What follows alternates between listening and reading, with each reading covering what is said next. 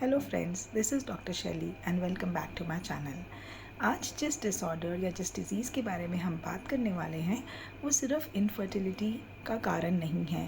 वो इनफैक्ट एक gynaecological problem है और जो ऑल एज ग्रुप्स मतलब अडोलेसेंस से लेके बिल्कुल मेनोपॉजल के आसपास भी 45-50 ईयर्स की विमेन को भी अफेक्ट करती है। और उस डिसऑर्डर का नाम है PCOS और पॉलीसिस्टिक ओवेरियन सिंड्रोम।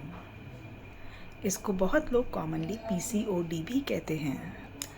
आज हम समझेंगे कि PCOS यानी PCOD क्या है और स्पेशली अडोलेसेंस में उसके क्या इफ़ेक्ट्स होते हैं और उनको क्या ध्यान रखना होता है। बहुत लोग नहीं जानते कि पॉलीसिस्टिक सिर्फ एक गायनेकोलॉजिकल डिसऑर्डर नहीं है।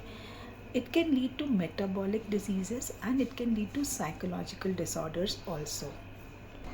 पॉलीसिस्टिक ओवेरियन सिंड्रोम क्यों हो जाता है? ये एक सिंड्रोम है जिसमें आपके हार्मोन्स का इम्बैलेंस होता है। जो न्यूरल हार्मोन्स होते हैं, ओवेरियन हार्मोन्स होते हैं, ये जेनेटिक कॉजेज़ भी हो सकते हैं और इसके बहुत ही अननोन फैक्टर्स भी होते हैं। यह नॉर्मली प्रेजेंट करता है इरेगुलर मेंस्ट्रुअल साइकिल से और हिर्सुटम जैसे फीचर्स से और अल्ट्रासाउंड में ओवेरियन अबनॉर्मैलिटी से। Now irregular menstrual cycles mostly delayed होते हैं, यानी कि नॉर्मली जो 28-30 डेज़ में साइकिल नहीं आते हैं वो वैसे नहीं होते, वो डिले हो जाते हैं 40 डेज़ 45 डेज़, कभी कभार इवन अप टू 2 और 3 मंथ्स। जो हिर्सुटिज्म का मतलब है कि आपके चेहरे पे, फीमेल के चेहरे पे कुछ फीचर्स होते हैं जो मेल हार्मोन्स के एक्सेस होने की वजह से आते हैं। मेल हार्मोन्स को हम एंड्रोजन्स बोलते हैं, जिसमें होते हैं जैसे कि टेस्टोस्टेरोन और फ्री हार्मोन्स जब एक्सेस होते हैं तो उसके कारण मेल फीचर्स ज़्यादा दिखाई देते हैं, जैसे कि आपकी फेस पर, मूंछ वाली एरिया में, बियर्ड वाली एरिया में, चेस्ट पर, हाथों पाँव में बाल बहुत ज़्यादा होंगे, इवन जो नॉर्मली मेल्स में देखे जाते हैं। उसके अलावा आपकी स्किन ऑयली ज़्यादा होगी और प्रीडिस्पोज टू एक्ने यानी पिंपल्स होगी। उसके अलावा आपका एक और फीचर जो हम देखते हैं वो है हेयर लॉस भी ज़्यादा होगा। ये पर्टिकुलर कुछ फीचर्स हैं जो हाइपर एंड्रोजनिज्म या फिर इंक्रीज्ड मेल हार्मोन्स के कारण देखे जाते हैं। जो थर्ड फीचर होता है पॉलीसिस्टिक ओवरी का, वो अल्ट्रासाउंड में डायग्नोज होता है कि अगर आपकी ओवरी का साइज़ बड़ा है, उसमें नंबर ऑफ़ फॉलिकल्स बहुत ज़्यादा है और उनका एक पर्टिकुलर पैटर्न हो अरेंजमेंट का, जिसे हम बोलते हैं पर्ल नेकलेस पैटर्न, अगर वैसा पैटर्न होता है तो हम उन तीनों फीचर्स को देखते हुए हम पॉलीसिस्टिक ओवेरियन सिंड्रोम्स डायग्नोज करते हैं।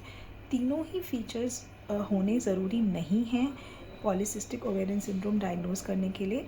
या तो तीनों हो या any of the 2 symptoms present हो, उससे भी पॉलीसिस्टिक ओवेरियन सिंड्रोम डायग्नोज किया जा सकता है। इस हिसाब से हम 4 डिफरेंट फिनोटाइप्स बनाते हैं पॉलीसिस्टिक ओवेरियन सिंड्रोम के, A, B, C and D। जो फिनोटाइप ए है उसमें तीनों फीचर्स दिखते हैं, दैट इज़ मेंसेस की इरेगुलरिटी भी होगी, उनके अंदर हाइपर एंड्रोजनिज्म यानी इंक्रीज मेल हार्मोन्स वाले सिम्टम भी होंगे और अल्ट्रासाउंड में भी फाइंडिंग्स पॉजिटिव होंगी। जो फिनोटाइप बी एंड सी है उसके अंदर हाइपर एंड्रोजनिज्म मतलब मेल हार्मोन्स के एक्सेस वाले सिम्टम तो होंगे ही होंगे, बट बी के अंदर मोस्टली ओवुलेशन यानी मेंस्ट्रुअल इरेगुलरिटी होती है और सी के अंदर हाइपर एंड्रोजनिज्म के साथ पॉलीसिस्टिक ओवेरियन फीचर्स होते हैं अल्ट्रासाउंड में। जो फोर्थ फिनोटाइप है उसके अंदर हाइपर एंड्रोजनिज्म के फीचर्स नहीं होते, सिर्फ मेंस्ट्रुअल इरेगुलरिटी होती है और अल्ट्रासाउंड फाइंडिंग्स पॉजिटिव होती हैं। अभी तक हमने ये समझा कि पॉलीसिस्टिक ओवेरियन सिंड्रोम क्या होता है और उसको कैसे डायग्नोज करते हैं।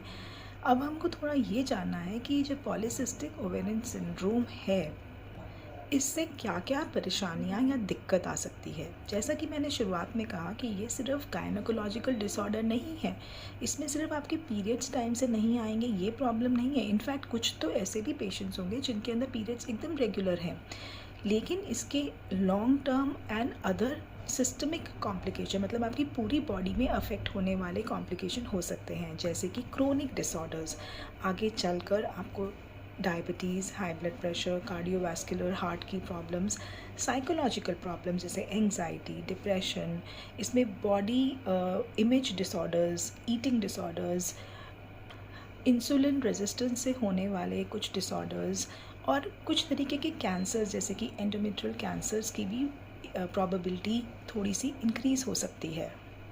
इन सभी पे मैं इनफर्टिलिटी का तो ज़िक्र कर ही नहीं रही हूँ, बिकॉज पॉलीसिस्टिक ओवरी सिर्फ इनफर्टिलिटी के लिए इम्पॉर्टेंट नहीं है, ये आपकी लाइफस्टाइल डिसऑर्डर है और इसके लिए भी बहुत इम्पॉर्टेंट है।